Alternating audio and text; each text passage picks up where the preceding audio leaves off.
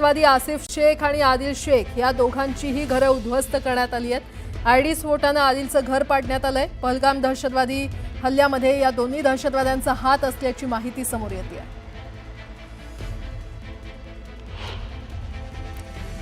आणि त्याच पार्श्वभूमीवर ही कारवाई करण्यात आलेली आहे।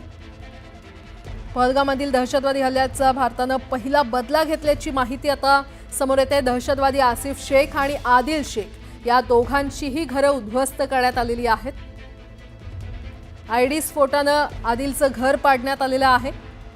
ही दोन दृश्य आपण पाहतोय। आदिल शेख आणि आसिफ शेख हे दोघं दहशतवादी असल्याची माहिती मिळताच किंवा पहलगाममधल्या दहशतवादी हल्ल्यामध्ये त्यांचा सहभाग असल्याचं कळताच आता भारतानं हा पहिला बदला घेतलेला आहे। स्फोटानं आदिलचं घर उडवण्यात आलेलं आहे, तर आसिफ शेख याच्या घरावर बुलडोझर चालवण्यात आलेलं आहे। दोन दृश्य सध्या आपण पाहतोय आणि या संदर्भात अधिक माहिती देत आहेत आमचे प्रतिनिधी प्रशांत लीला रामदास आपल्यासोबत जोडले गेलेले आहेत। प्रशांत, बैसरमधील पहलगाम येथे जो निष्पाक पर्यटकांवरती जो दहशतवादी हल्ला झाला होता आणि त्यामध्ये साधारणतः 28च्या जवळपास निष्पाक पर्यटक मृत्युमुखी पडले होते।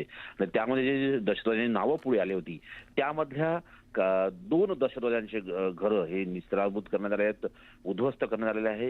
हे त्याचे दोन्ही घर जे आहेत 24 आणि 25च्या रात्री हे मध्यरात्री अधिकाऱ्यांनी पाडलेले आहे। एक घर तर जे मोघामा त्राल इथे असलेला सक्रिय जो दहशतवादी आहे आसिफ शेख आणि दुसरा जो एक गुरी जो अनंतनाग मध्ये आहे त्याला आदिल ठोकर असं दोन वेगवेगळे दहशतवादी आहे। या दोन्ही दहशतवाद्यांचे घर निस्त्राभूत केलेले आहे। एक घर बॉम्ब्सद्वारे उद्ध्वस्त करण्यात आले आहे, दुसरं घर ज्या पद्धतीनं अधिकाऱ्यांनी तोडलेला आहे। यामुळे आता कुठेतरी हा पहिला बदला घेतला असंच म्हणावं लागेल। अजूनही काही दहशतवादी जे आहे जंगलात जे लपून बसलेले आहेत त्यांच्या विरुद्ध कठोर कारवाई सध्या भारतीय लष्कर करत आहे आणि भारतीय लष्कराच्या वतीने आता दहशतवाद्यांना जंगलातच लपून राहावं लागेल अशा प्रकारे इशारा दिला, कारण की जर जंगलाच्या बाहेर हे दहशतवादी आले तर त्यांना निश्चितपणे मृत्यूला समोर जावं लागेल अशा प्रकारचा भारतीय लष्कराने इशारा दिलेला आहे। बरं प्रशांत, धन्यवाद या सविस्तर माहितीसाठी।